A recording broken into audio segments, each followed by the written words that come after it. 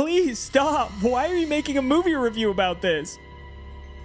Because you were home. What is up, my friends? The Strangers Chapter 1 is a brand new addition to the Strangers franchise directed by Renny Harlin, and this is the first movie in a brand new Strangers trilogy, all of which surprisingly are releasing in the next year or so. And the biggest question that I think people are going to ask about this movie is, does it live up to the iconic original? And I'll tell you what, I have now seen it, and I have some thoughts, some strange thoughts. But first off, welcome to my channel, everybody. What's going to be happening today is I'm going to be giving a spoiler-free review, so you don't have to worry about that. I'm not going to spoil anything, and I'm basically just going to be breaking this thing down. But I don't want to waste any time, so before we get going, as always, make sure you smash like and then subscribe if you're new here. A like helps me a ton in the algorithm, and so I'd very much appreciate it. If you don't, I promise I'm not going to stalk your house or anything at night yet. Just kidding, I won't do that. So The Strangers Chapter 1, I guess initial thoughts kind of coming out of the theater and thinking about it and comparing, it's definitely not as good as the original movie. Or maybe even The Strangers Prey at Night, if you've seen that. Low-key underrated movie. But after seeing some of the responses and reviews that have come out surrounding this film already, I feel like I can confidently say that I enjoyed it more than most other people. If you're not familiar with the movie, the synopsis reads, Maya drives across the country with her longtime boyfriend Ryan as the pair begin a new life together in the Pacific Northwest. Along the way, their car breaks down in Venus, Oregon, and they are forced to spend the night in an isolated Airbnb home. Through the night, they are terrorized by 3 murderous masked strangers. And so with that synopsis, it's very clear that this first film was meant to be a rehashing of the original. And so it's really easy to compare. You already see me do it just in my initial thoughts, because that's what we have, and that original really is so iconic. And this movie very clearly is not operating at that same level. But does that mean that we can't enjoy it?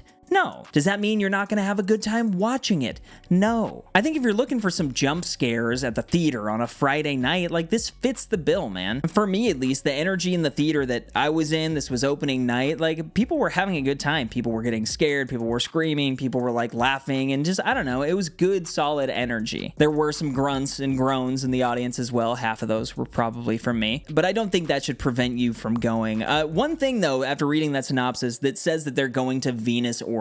Oregon plays a prominent role in this, obviously, the nature of Oregon. And this is my strongly stated message to everybody. The way that they portrayed the people of Oregon in this film, definitely not true. In my experience, every time I've been to Oregon, everybody's been pretty nice. Honestly, I've been several times and I have yet to be murdered, so it's a good sign. But I also might be thinking a little too optimistically here, but that's just kind of how I operate. I view this as the first part of the trilogy, right? And I think the goal of this trilogy really is moving past this first one and telling us a couple new and different Strangers stories. But they had to start somewhere, and unfortunately that somewhere was just insanely similar to the first movie. This time around, though, you had different actors, and I gotta say, I feel like polar opposite. I feel like night and day when comparing the leads in this film. The first lead, kind of taking the Liv Tyler spot, was Madelaine Petsch, and she was awesome. This was my introduction to her. I'm not a big Riverdale guy. I heard she's from that. I have been told, though, I look like Archie, and I'll let you be the judge of that, I guess. But there were emotional beats in this film.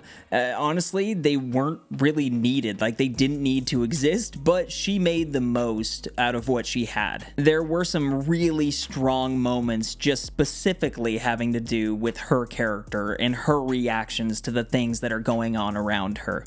But then you have the other side of things. You have the boyfriend, this guy named Ryan. And this guy was played by Froy Gutierrez. And I'm just going to be honest, I didn't like this guy. I didn't like him very much. I didn't like the character that was written, and I didn't like their performance at all. And I think both those things just really don't help each other. It's just clashing. The character is not well written, then the performance is coming in and maybe trying to do a little bit too much, and you're just oh man, I don't know, dude. Everything that this guy does is so stereotypically dumb, it's just cringeworthy. The entire time you're thinking about May, and you're just how the hell did you get into a relationship with this guy? And there also were some, well, I guess just kind of one, there's a character trait that he has that they really hone in on. It's the one thing that they pay attention to with his character, and it just kind of frustrated me how obviously they were paying attention to that one thing with him. And if you've watched, the first Strangers, when we're comparing it to this, you kind of know, there's really not much room for any any other cast members, but really the only other people we need to talk about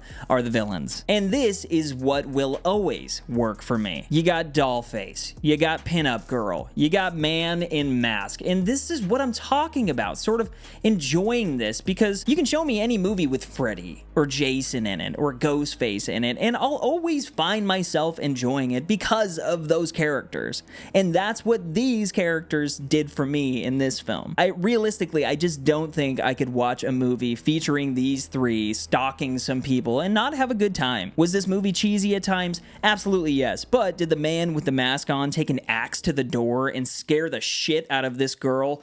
Yes, he did, and that rules. They're just so freaking creepy, and I think the way that they were handled in this, it was about as good as I could ask for. It makes you very uncomfortable because the entire time you know that they're there. Subtly, there's the undertone to every one of these strangers films where you just know that they're out there. And so whatever's happening, even if you don't care about the dialogue that's happening, even if you don't care about the performance that's happening on screen, you're still kind of checking the perimeters of everything that's on the screen. Like, is there anybody in the background there? The only problem with this movie is that there's not enough of them. I just wanted more like tense action scenes. Like there's this whole chunk within the film that's just like a chase scene, but it spends the entire chase scene from the perspective of our main leads, like the main characters, and it just does not show the villains for a very long extended period of time, and you kind of get the feeling while watching it, and this is a short movie already, like this is already a pretty short movie, but you're watching this scene and you're like, yeah, this probably could have just ended up on the cutting room floor, you know what I mean? You probably could have just chopped this up. I really think that they tried way too hard to make us care about the relationship of May and Ryan, and I think I can speak for everybody who watches this movie in saying we don't give a shit.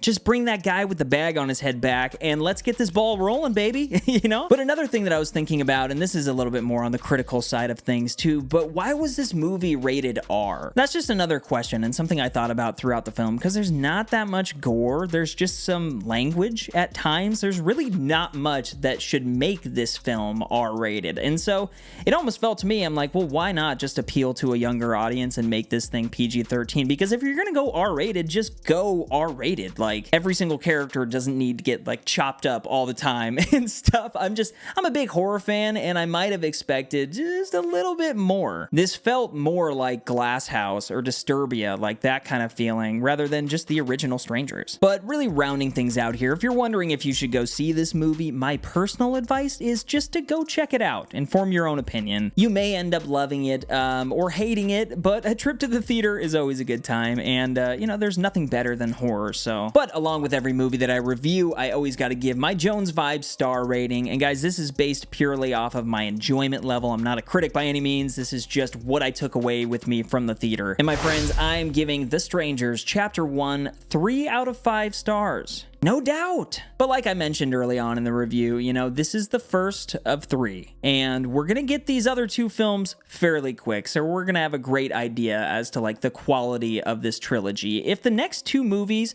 are just absolute bangers, I think it's gonna shine a great light on this first one. But if the second one ends up having a very similar quality and the similar kind of type writing to this first one, I don't know. I think we're kind of just in trouble with this entire trilogy. But you guys know me.